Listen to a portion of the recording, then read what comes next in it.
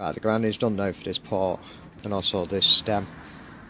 Right, and what you do is you keep now that with that, and it's just set. You don't want to put in that one into that because it's the way it's been seated into that over.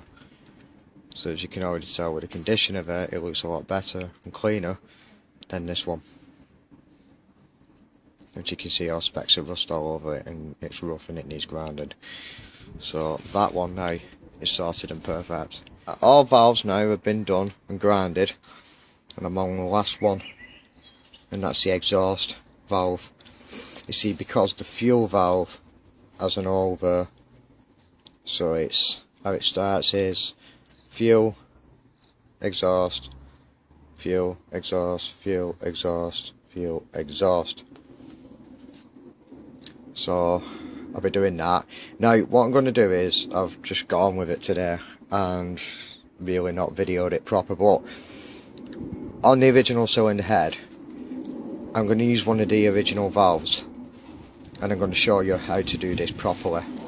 So you know, if you ever engine rebuilding like a cylinder head, this is the correct way how you would do it. So after you've done, and you clean it up, this is the noise you're actually looking out for.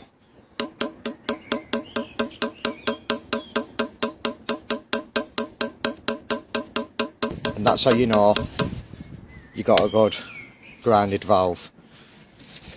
You must check all of them, make sure they've got the same sound, and then you know it's correct. If it's not the same sound, redo it again and continue grinding it with this paste.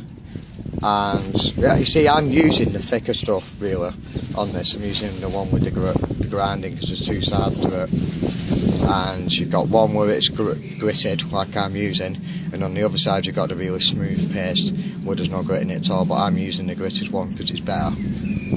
Do that twice on this, and that's how you get that sound. A bit of a tip as well, every time you do this, make sure that that stem gets proper lubrication, and that's the oil what you use in the engine. Now what I've done is I've used the paste, put oil on the stem, popped it in, grinded it, took it out, wiped it down, wiped the oil off with a new rag, using 2 rags for this.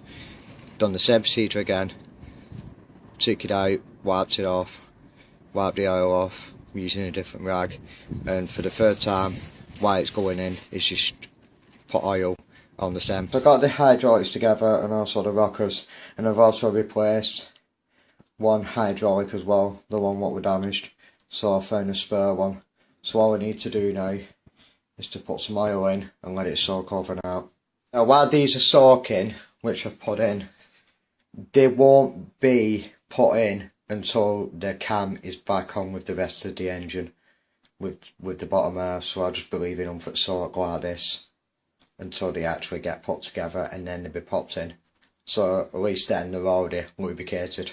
Next job is putting the springs on, which is them there, onto the new valves. Right, so the valves are done now, and thanks to Tracy for the assistance as well with holding the head while I've been putting them in. There we are, all sorted out now, brand new, all sorted. Now it's ready for go back on with the rest of the engine. The next job I need to be doing is testing the glow plugs to see if they are working or not, and then I know when I put it in, if it's obviously it's going to start, then I know everything's sorted on it. So what I'm on about by grinding as well on the valve, I'm going to show you on the steerage head.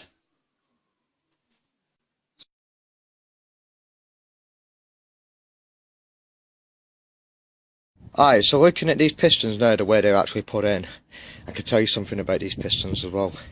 And it's something I actually learned when I went to Peugeot when I asked them about these pistons, which way does that arrow actually face while it's sitting in this block.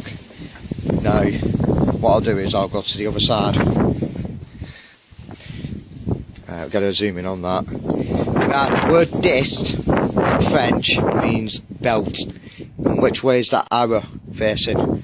Towards the flywheel.